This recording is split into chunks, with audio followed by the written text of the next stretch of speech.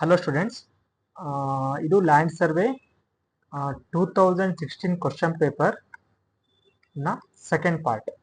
First part ಅಲ್ಲಿ Indian polity ಯಾವ question ಕೇಳಿದಾರಲ್ಲ ಅದನ್ನ ಡಿಸ್ಕಷನ್ ಮಾಡಿದ್ದೀನಿ. ಓಕೆನಾ, ಇದರಲ್ಲಿ ಎಕಾನಮಿ ಪಾರ್ಟ್ ಅಲ್ಲಿ ಏನೇನು ಕ್ವಶನ್ಸ್ ಅಂತ ಕೇಳಿದಾರ ಅಂತ ನೋಡೋಣ, ಅದ್ರ ಬಗ್ಗೆ ಡಿಸ್ಕಸ್ ಮಾಡೋಣ. ಓಕೆನಾ, ಒಂದು ಫಸ್ಟ್ ಕ್ವಶನ್ ಬಂದ್ಬಿಟ್ಟು, ಕೆಳಗಿನ ಅಂಶಗಳಲ್ಲಿ ಡ್ಯಾಶ್ ಅನ್ನು ಹೊರತುಪಡಿಸಿ ಉಳಿದವು ಆರ್ಥಿಕ ಸ್ವತ್ತಿನ ಉದಾಹರಣೆಗಳು.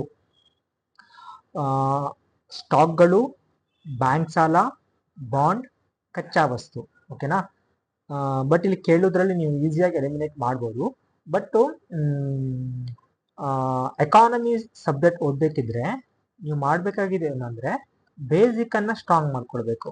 ಇದರಲ್ಲಿ ನೀವು ಏನು ಫ್ಯಾಕ್ಟ್ಸ್ ಗಟ್ಟಾಕ್ಬೇಕಂತ ಇಲ್ಲ, ಲೈಕ್ ಸಮ್ ಅದರ್ ಹಿಸ್ಟ್ರಿ ತರ, ಇನಿಸೆಂಟ್ ಹಿಸ್ಟ್ರಿ, ಮಿಡಲ್ ಹಿಸ್ಟ್ರಿ ತರ. ಜಸ್ಟ್ ಒಂದು ಕಾನ್ಸೆಪ್ಟ್ ನ ಅರ್ಥ ಮಾಡ್ಕೊಂಡ್ರೆ ಆಯ್ತು, ನೀವು ಈಸಿಲಿ ಆಗಿ ಕ್ವಶನ್ ಟ್ಯಾಕಲ್ ಮಾಡ್ಬೋದು. ಓಕೆನಾ, ಪೊಲಿಟಿ ಮತ್ತೆ ಎಕಾನಮಿ ತುಂಬಾ ಇಂಪಾರ್ಟೆಂಟ್ ಏರಿಯಾ. ಹಾಗೆ ಒಂದು 20 to 25 ಕ್ವಶನ್ಸ್ ಅಂತೂ ಬಂದೇ ಬರುತ್ತೆ ಯಾವುದೇ ಎಕ್ಸಾಮ್ ಆಗಿರ್ಲಿ. ಅದ್ರ ಜೊತೆಗೆ ನೀವೇನ್ ಮಾಡ್ಬೇಕಂದ್ರೆ ರಿವೈಸ್ ಮಾಡ್ತಾ ಇರಬೇಕು, ಕಾನ್ಸೆಪ್ಚುಯಲ್ ಅಂಡರ್ಸ್ಟ್ಯಾಂಡಿಂಗ್ ಇರಬೇಕು. So then only you can score good marks in this two subject. ಓಕೆನಾ, ಈಗ ನೋಡೋಣ. ಇದರಲ್ಲಿ ಕೆಳಗಿನ ಅಂಶಗಳಲ್ಲಿ ಡ್ಯಾಶ್ ಅನ್ನು ಹೊರತುಪಡಿಸಿ ಉಳಿದವು ಆರ್ಥಿಕ ಸ್ವತ್ತಿನ ಉದಾಹರಣೆಗಳು. ಈಗ ಆರ್ಥಿಕ ಸ್ವತ್ತು ಏನಾಗತ್ತೆ, ಇವಾಗ ನಿಮ್ಮ ಹತ್ರ ಒಂದು 2 ಎಕರೆ ಲ್ಯಾಂಡ್ ಅಂತ ಇದೆ. ಓಕೆನಾ, ಅಗ್ರಿಕಲ್ಚರ್ ಲ್ಯಾಂಡ್ ಅಂತ ಇದೆ, ಇದು ನಿಮ್ಮ ಆರ್ಥಿಕ ಸ್ವತ್ತಾಗುತ್ತೆ. ಓಕೆನಾ, ಈಗ ನಿಮ್ಮಷ್ಟ ಬ್ಯಾಂಕ್ ಹತ್ರ ಲೋನ್ ತಗೊಂಡ್ರಿ. ಓಕೆನಾ, ಒಂದು 2 ಲ್ಯಾಕೋ, ಒಂದು 5 ಲ್ಯಾಕೋ, 1 CR, 2 CR, ವಾಟ್ ಎವರ್, ಅದು ನಿಮ್ಮ ಆರ್ಥಿಕ ಸ್ವತ್ತು. ಇಷ್ಟು ಅಮೌಂಟ್ ಅಂತ ನಿಮ್ಮ ಹತ್ರ ಇದೆ, ಅದನ್ನ ಮಾರ್ಬಿಟ್ಟು ಮುಂದೆ ನೀವು ಫಿನಾನ್ಷಿಯಲ್ ಟ್ರಾನ್ಸಾಕ್ಷನ್ ನಡೆಸ್ಬೋದು ಅಲ್ವಾ. ಬಟ್ ಇಲ್ಲಿ ಕೊಟ್ಟಿರೋ ಆಪ್ಷನ್ಸ್ ಗಳನ್ನ ನೋಡಿದ್ರೆ ಸ್ಟಾಕ್ಗಳು, ಬ್ಯಾಂಕ್ ಸಾಲ ಮತ್ತು ಬಾಂಡ್ಗಳು ಇವೆಲ್ಲ ನಿಮ್ದು ಆರ್ಥಿಕ ಸ್ವತ್ತುಗಳಾಗತ್ತೆ. ಬಾಂಡ್ಗಳಂದ್ರೆ ಗೊತ್ತಾಗತ್ತಲ್ಲ, ಓದಿದೆ ಅನ್ಕೊಳ್ತೀನಿ ಬೇಸಿಕ್ ಎಕಾನಮಿಯಲ್ಲಿ. ಇಲ್ಲಿ ಕಚ್ಚಾ ವಸ್ತು, ಈ ರಾ ಮಟೀರಿಯಲ್ ಏನ್ ಬರುತ್ತಲ್ಲ, ಇದು ನಿಮ್ಮ ಆರ್ಥಿಕ ಸ್ವತ್ತು ಆಗಿರಲ್ಲ. ರಾ ಮಟೀರಿಯಲ್ ಅಂದ್ರೆ ನಿಮಗೆ ಗೊತ್ತು, ಯಾವುದೇ ಒಂದು ವಸ್ತುನ ಉತ್ಪಾದನೆ ಮಾಡ್ಬೇಕಂದ್ರೆ ಅದಕ್ಕೆ ನೀವು ಇಂಗ್ರೀಡಿಯೆಂಟ್ಸ್ ನ ಬಳಸ್ತಿರಲ್ಲ, ಅವೆಲ್ಲ ರಾ ಮಟೀರಿಯಲ್ಗಳಾಗುತ್ತೆ. ಸೊ ಅದು ನಿಮ್ಮ ಆರ್ಥಿಕ ಸ್ವತ್ತಿಗೆ ಬರೋದಿಲ್ಲ. ಅದಕ್ಕೆ ಉದಾಹರಣೆ ಇದರಲ್ಲಿ, ಅದಕ್ಕೆ ಇದರ ಆನ್ಸರು ಕಚ್ಚಾ ವಸ್ತು ಡಿ ಆಗಿರುತ್ತೆ. ಇಲ್ಲಿ ನಾನು ಡೆಫಿನೇಷನ್ ಕೊಟ್ಟಿದ್ದೀನಿ, ಫಿನಾನ್ಷಿಯಲ್ ಅಸೆಟ್ಸ್ ಅಂದ್ರೆ ಏನು, ಹಾಗೆ ಡಿಫರೆಂಟ್ ಎಕ್ಸಾಂಪಲ್ಸ್, ರಾ ಮಟೀರಿಯಲ್ ಅಂದ್ರೆ ಏನು. ಓಕೆನಾ, ನೆಕ್ಸ್ಟ್, ರಫ್ತು ಮಾಡುವವನಿಗೆ ಸರಕುಗಳನ್ನು ಆಮದು ಮಾಡಿಕೊಳ್ಳುವವನನ್ನು ತನ್ನ ಬೇಡಿಕೆಯಂತೆ ಪಡೆದ ಸರಕುಗಳಿಗೆ ತಕ್ಷಣ ಹಣ ಪಾವತಿಸುವ ಬಗ್ಗೆ ನೀಡುವ ಖಾತರಿಯನ್ನು ಡ್ಯಾಶ್ ಎಂದು ಎನ್ನುತ್ತಾರೆ. Option A laissez faire, letter of credit, e payment, ಮೇಲಿನ ಯಾವುದು ಅಲ್ಲ. ಇದರಲ್ಲಿ ತುಂಬಾ ಟ್ರಿಕ್ಕಿ ಕ್ವಶನ್ ಅಲ್ವಾ, ತುಂಬಾ ಅಂದ್ರೆ ಲೈಕ್ ಬೇಸಿಕ್ ಕ್ವಶನ್. ಇಲ್ಲಿ ನಮಗೆ ಗೊತ್ತಿರಬೇಕು ಲೆಟರ್ ಆಫ್ ಕ್ರೆಡಿಟ್ ಅಂದ್ರೆ ಏನು, ಲಾಸೇಜ್ ಫೇರ್ ಅಂದ್ರೆ ಏನು, ಇ ಪೇಮೆಂಟ್ ಅಂದ್ರೆ ನಮಗೆ ಗೊತ್ತು. ಅಂದ್ರೆ ಇವಾಗ ನಾವೇನು ಡಿಜಿಟಲ್ ಪೇಮೆಂಟ್ ಮಾಡ್ತೀವಲ್ಲ, phone pay, Google pay, some other transaction through digital, UPI ID, ಇದೆಲ್ಲ UPI ID ಥ್ರೂ ಏನ್ ಮಾಡ್ತೀವಲ್ಲ, ಇದೆಲ್ಲ ಇ ಪೇಮೆಂಟ್. ಇವಾಗ ನಮ್ಗೆ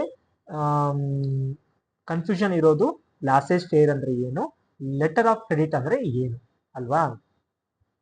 ಇಲ್ಲಿ ಲಾಸೇಜ್ ಫೇರ್ ಅಂದ್ರೆ it is an economic philosophy. ಓಕೆನಾ, ಅಂದ್ರೆ ಎಕಾನಮಿ ಹೆಂಗ್ ವರ್ಕ್ ಆಗತ್ತೆ ಈ ತರ ಅನ್ನೋದು ಒಂದು ಎಕನಾಮಿಕ್ ಫಿಲಾಸಫಿ ಅಷ್ಟೇ. It is not related to any economically term. Okay, not related to any trade payment ಬಗ್ಗೆ ಅದು ಡಿಫೈನ್ ಮಾಡಲ್ಲ. ಅದಕ್ಕೆ ಇಲ್ಲಿ ಆನ್ಸರ್ ಬಂದ್ಬಿಟ್ಟು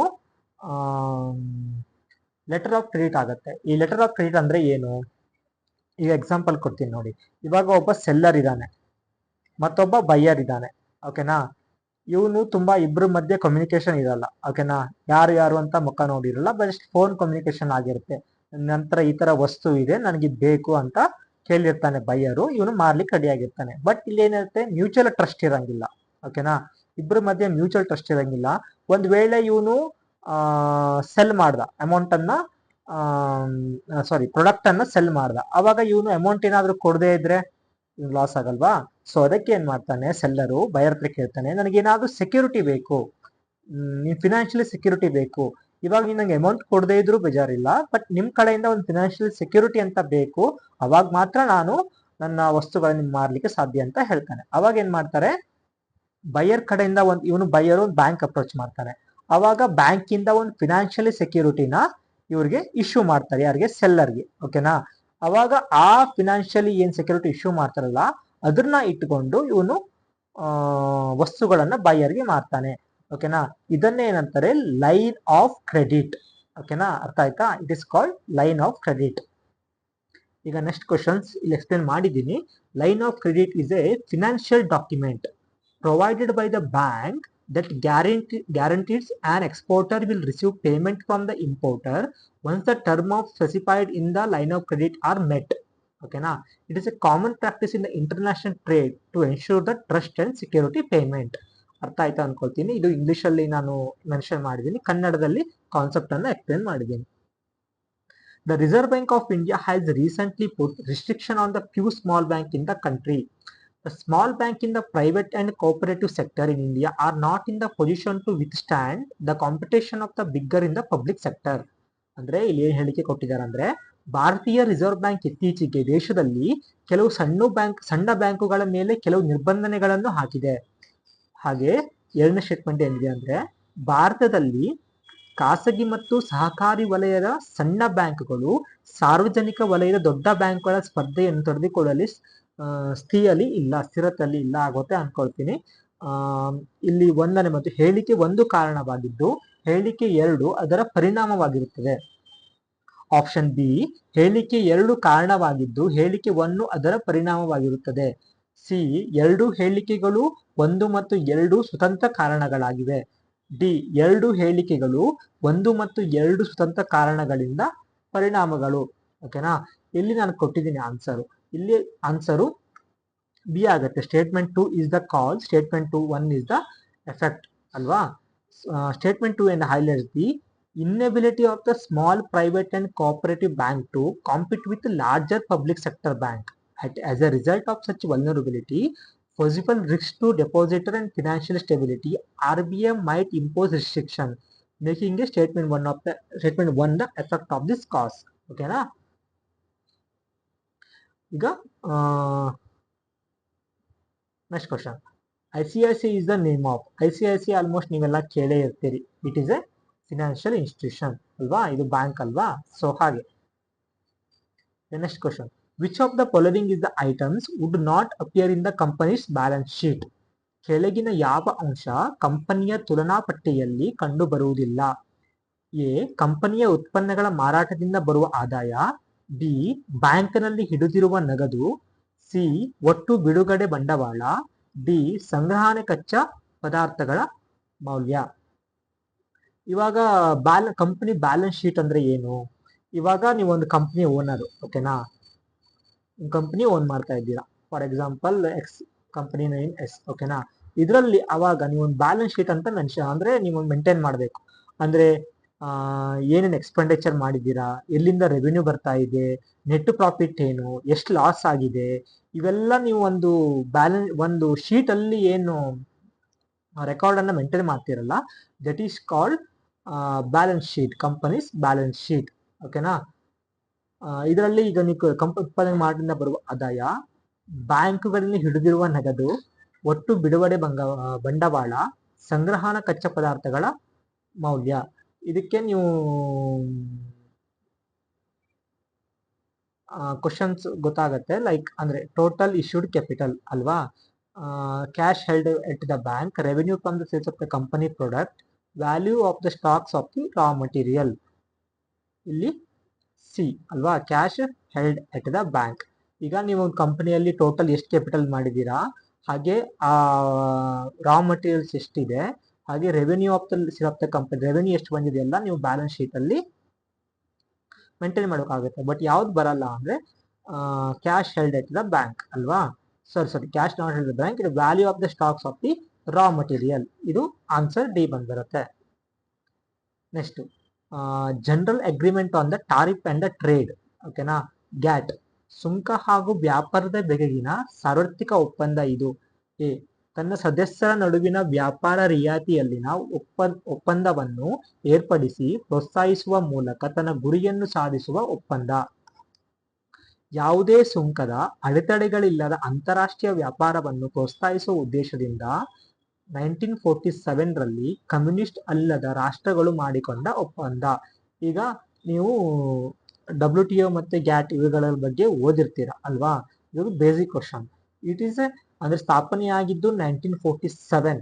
ಏನಕ್ಕಂದ್ರೆ to promote the international trade by reducing or eliminating the trade barrier such as tariff and Kota.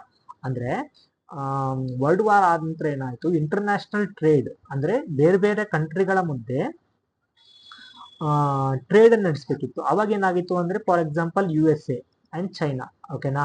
ಇವಾಗ ಇವ್ರೇನಾದ್ರೂ import export ಮಾಡ್ಬೇಕಂದ್ರೆ, ಇವ್ರು import ಮಾಡ್ಬೇಕಂದ್ರೆ ಕೆಲವೊಂದು ಸರ್ಟನ್ ರಿಸ್ಟ್ರಿಕ್ಷನ್ ಅಂತ ಇರಬೇಕು. ಇಲ್ಲ ಅಂದ್ರೆ ಇವ್ರು ಮನ್ಸ್ ಬಂದಾಗೆ ಹಾಗೆ ಟಾರಿಫ್ ಅನ್ನ ಹಾಕ್ತಾರೆ, ಇವ್ರು ಮನ್ಸ್ ಬಂದಂಗೆ ಹಾಕ್ತಾರೆ. So that is not like ಅಂದ್ರೆ ಲೈಕ್ ಸಾಫ್ಟ್ ಆಗಿ ಎಲ್ಲೂ ಟ್ರೇಡ್ ನಡೆಯಲ್ಲ, ಓಕೆನಾ.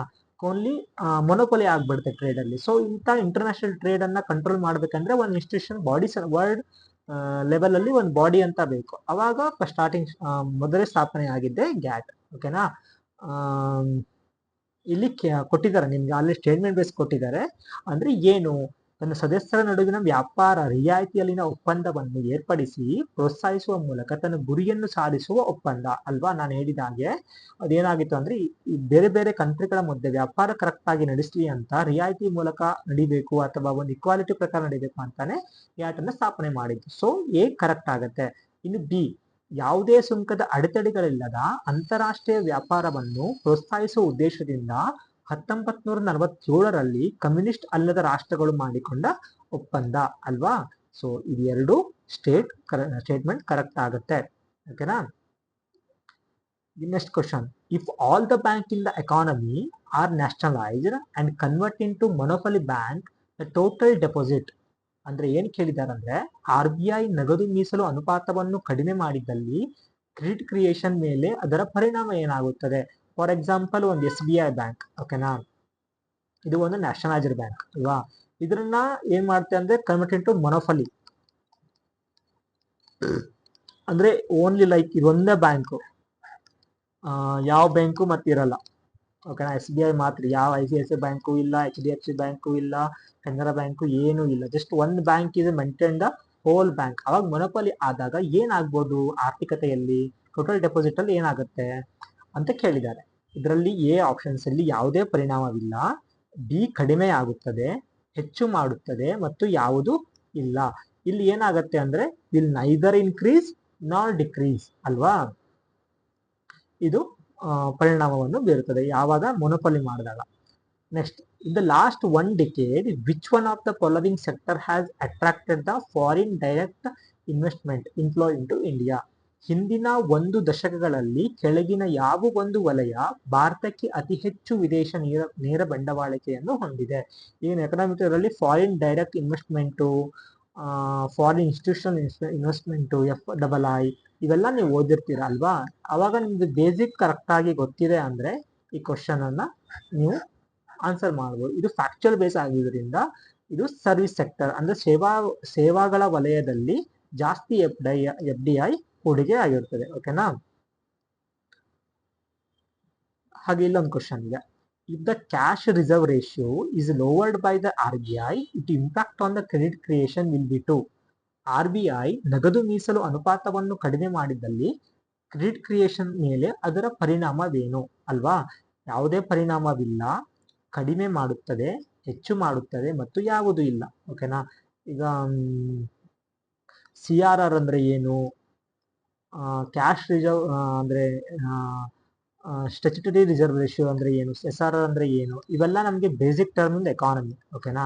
ಇವೆಲ್ಲ ಎಕಾನಮಿಯಲ್ಲಿ ಬರುವಂತೆ ಕೆಲವೊಂದು ಇಂಪಾರ್ಟೆಂಟ್ ಕೀವರ್ಡ್ಸ್ಗಳು. ಇವೆಲ್ಲ ನಮಗೆ ಐಡಿಯಾ ಇರಬೇಕು. ಆದ್ರೂ ಇಲ್ಲಿ ಡೆಫಿನೇಷನ್ ಕೊಟ್ಟಿದ್ದೀನಿ ನೋಡಿ, ಏನಂದ್ರೆ percentage of the bank's total deposit that must be maintained with Reserve Bank of India in the form of liquid cash. ಇವಾಗ ಒಂದು ಬ್ಯಾಂಕ್ ಇದೆ, ಕೆನರಾ ಬ್ಯಾಂಕ್ ತಗೊಳ್ಳಿ, ಇಲ್ಲಿ RBI ಇದೆ, they are the banker of the large resort ಅಲ್ವಾ, resort ಅಲ್ವಾ. ಏನೇ ಇದ್ರು RBI ನೋಡ್ಕೊಳ್ಳುತ್ತೆ. ಇದೊಂಥರ like is a father, they are a children's. ಈ ಕೆನರಾ ಬ್ಯಾಂಕು, SBI, ಸಮಾಧಾನ ಬ್ಯಾಂಕ್ ಎಲ್ಲ ಮಕ್ಕಳಿದ್ದಾಗೆ, ಇದು RBI ಅಪ್ಪ ಇದ್ದಾಗೆ. ಏನೇ ತಪ್ಪಾದ್ರೂ ಏನೇ ಪ್ರಾಬ್ಲಮ್ ಆದ್ರೂ ಫಸ್ಟ್ ವಿಲ್ ಕಮ್ RBI ಬರುತ್ತೆ, ಇವ್ರಿಗೆ ಪ್ರಾಬ್ಲಮ್ ಸಾಲ್ವ್ ಮಾಡ್ಕೊಡತ್ತೆ ಅಲ್ವಾ. ಅದೇ ಅವಾಗ ಇವ್ರ ಮಕ್ಕಳಿಗೇನು ಪ್ರಾಬ್ಲಮ್ ಆಗಬಾರ್ದು, ಅಂದ್ರೆ ಕೆನರಾ ಬ್ಯಾಂಕ್, ಸ್ಮಾಲ್ ಬ್ಯಾಂಕ್ ಏನು ಪ್ರಾಬ್ಲಮ್ ಆಗಬಾರ್ದು ಅಂತ.